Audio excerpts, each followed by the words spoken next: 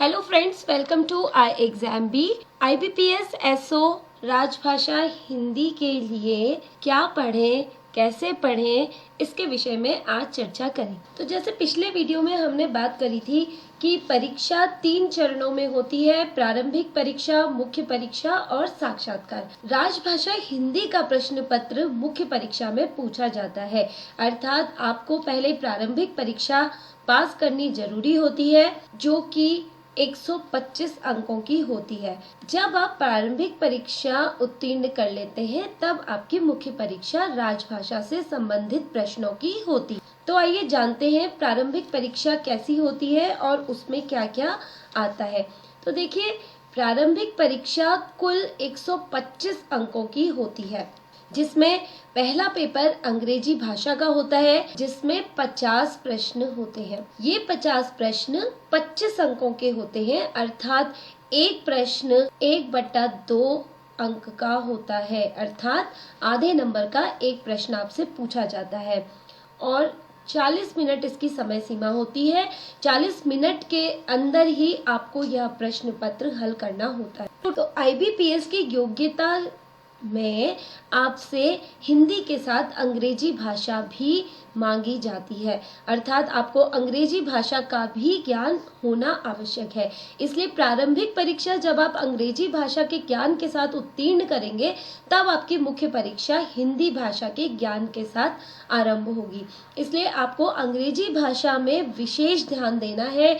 Automatically 40 minute के बाद आपका दूसरा पेपर आरंभ हो जाता है, जिसे हिंदी में तो हम तार्किक क्षमता कहते हैं और अंग्रेजी भाषा में इसे रीजनिंग कहते हैं। तो इसमें आते हैं जो कि 50 अंकों के होते हैं, अर्थात हर एक प्रश्न 1 अंक का आपसे पूछा जाता है। समय सीमा इसमें भी 40 मिनट होती है। इसके लिए भी आपको स्पीड का विशेष ध्यान रखना होगा। तीसरा प्रश्न पत्र होता है सामान्य ज्ञान का, अर्थात जनरल अवेयरनेस का, जिसमें 50 प्रश्न 50 अंकों के होते हैं। 40 मिनट का समय होता है। इसमें जो जनरल अवेयरनेस होती है, वह जनरल अवेयरनेस मुख्य रूप से बैंकिंग क्षेत्र से संबंधित ही होती है, अर्थात बैंकिंग सेक्टर से रिलेटेड इसमें प्रश्न पूछे जाते हैं। जैसे रिजर्व बैंक ने क्या नियम बनाए थे, बैंक का क्या इतिहास है, कौन सा बैंक सरकारी है, किस बैंक का कब किस में विलय हुआ, आय के मामले में निजी बैंक कौन सा है। इस प्रकार के जो प्रश्न बैंकिंग से संबंधित होते हैं, वह आपसे पूछे जाते हैं। इसकी तैयारी के लिए विशेष रूप से आप इस परीक्षा की तैयारी के लिए मुख्य रूप से आप पिछले 4 या 5 महीनों का करंट अफेयर्स पढ़ना आरंभ कर दीजिए। पिछले 5-6 महीनों में देश में जो भी कुछ घटित हुआ, जो भी समसामयिकी थी, उसके विषय में आप अध्ययन कीजिए। खेल कूद में क्या था और देश की राजनीति में क्या उतार चढ़ाव हुआ, देश की आर्थिक नीति किस प्रकार की थी। तो इस प्रकार के प्रश्न आप जरूर पढ़िए और कोशिश कीजिए 30 से 35 प्रश्न आप हल करें ही करें। जब आप 30 से 35 प्रश्न इसमें हल कर लेते हैं, तो आप परीक्षा को बहुत आसानी से उत्तीर्ण भी कर लेते हैं। तो यह तो हुई प्रारंभिक परीक्षा की। प्रारंभिक परीक्षा उत्तीर्ण करने के बाद मुख्य परीक्षा राजभाषा हिंदी की होती है और इसके 2 पेपर होते हैं। पहला पेपर वैकल्पिक 45 मार्क्स का होता है और दूसरा पेपर आपका अनुवाद से संबंधित होता है, जो कि मात्र 15 अंकों का होता है। कुल मिलाकर 60 अंकों का प्रश्न पत्र आपसे पूछा जाता है। तो वैकल्पिक जो प्रथम प्रश्न पत्र होता है, उसमें 10 अंकों का राजभाषा नियम और अधिनियम आपसे पूछा जाता है। तो 10 अंकों में आपको राजभाषा नियम भारतीय संविधान के भाग 17 के अनुच्छेद 343 से 351 तक वर्णित है। वह राजभाषा प्रावधान आपको बहुत अच्छी तरीके से ज्ञात होने चाहिए। उससे संबंधित प्रश्न पूछे जाते हैं, जो कि 10 अंकों के होते हैं। तो राजभाषा नियम अधिनियम आप जब बहुत अच्छी तरह पढ़ लेंगे, तो आपके 10 अंक सुरक्षित हैं। इसके साथ 10-10 अंकों के हिंदी से अंग्रेजी अनुवाद और अंग्रेजी से हिंदी में अनुवाद पूछा जाता है। ये जो अनुवाद होते हैं, ये 1 लाइनर होते हैं, अर्थात एक वाक्य के होते हैं।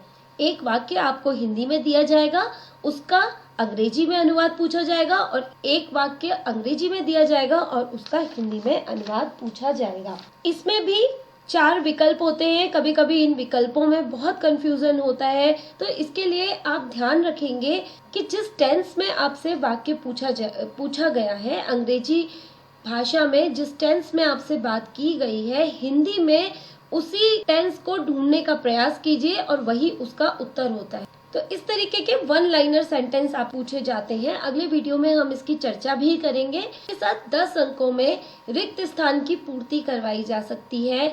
जैसे एक पैराग्राफ दे देंगे आपको और उस पैराग्राफ में कुछ रिक्त स्थानों को पूर्ण करने के लिए 4-4 ऑप्शन दिए जाएंगे और उनमें से जो भी सबसे सटीक उत्तर होगा उससे आपको रिक्त स्थान की पूर्ति करनी हो। 10 अंक में यह पूछा जाता है। अंत में 5 अंकों की यदि हम बात करें तो 5 अंकों में पारिभाषिक शब्दावली पूछी जाती है। पारिभाषिक शब्दावली जो बैंकिंग टर्म्स होती हैं उससे संबंधित हो सकती है, इसलिए आप RBI की विक्शनरी को डाउनलोड कर लीजिए। विक्शनरी जो ऐप है वहाँ पर पारिभाषिक शब्दावलियाँ दी हुई हैं। आप iExamB भी ज्वाइन कर सकते हैं जहाँ हमने पारिभाषिक शब्दावली का संग्रह किया हुआ है। तो इस तरीके से 45 अंक में आपको जो ध्यान देना है वह 10 अंक में राजभाषा नियम अधिनियम का बहुत अच्छी तरह अध्ययन करना है।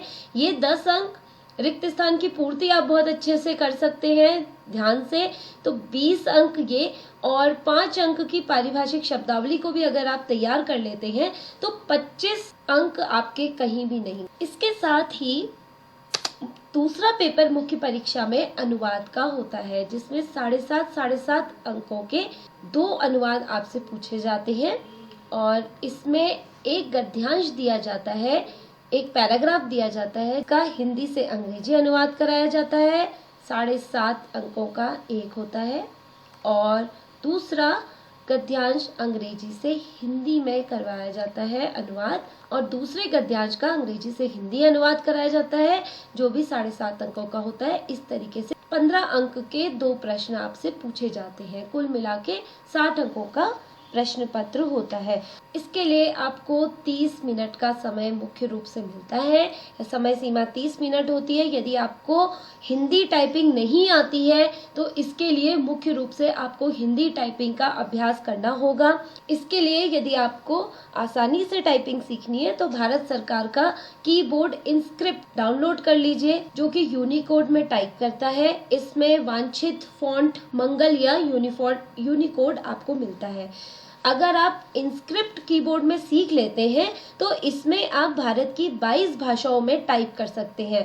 तो आपके लिए बहुत आसानी हो जाएगी यदि आप टाइपिंग इनस्क्रिप्ट कीबोर्ड में सीखते हैं। विशेष रूप से आपको ध्यान देना है कि आप टाइपिंग के लिए परफेक्शन लाइए। टाइपिंग आपको रोजाना करनी है। रोजाना 1 घंटा आप टाइपिंग के लिए दीजिए क्योंकि 30 मिनट में आपको 2 बड़े बड़े पैराग्राफ का अनुवाद करना हो। तो आप अपना लक्ष्य रखिए कि 15 में से कम 12 से 13 अंक पेपर 2 में आपको लेकर के आ। इस तरीके से मुख्य परीक्षा 60 अंकों की होती है जिसमें का अनुवाद एक महत्वपूर्ण भूमिका निभाता है। कैसे करें तैयारी? आप हमारे चैनल को सब्सक्राइब कीजिए। हमारे परीक्षा की अच्छी तैयारी करने के लिए iExamB के साथ जुड़िए। हमारे चैनल को सब्सक्राइब कीजिए।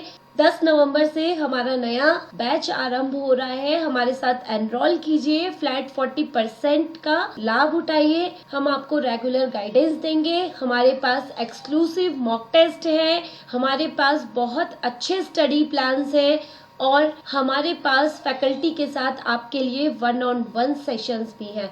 तो देर न करते हुए परीक्षा की अच्छी तैयारी के लिए आप iExamB के साथ जुड़िए और हमारे चैनल को सब्सक्राइब कीजिए। आपकी परीक्षा की सफलता के लिए ढेरों शुभकामनाएं।